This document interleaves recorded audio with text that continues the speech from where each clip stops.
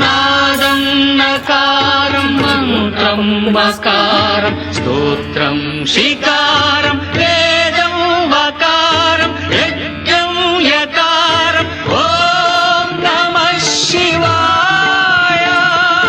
భావమే భౌనకు భావ్యము కాగా భరతమే నిరతము భాగ్యము కాగా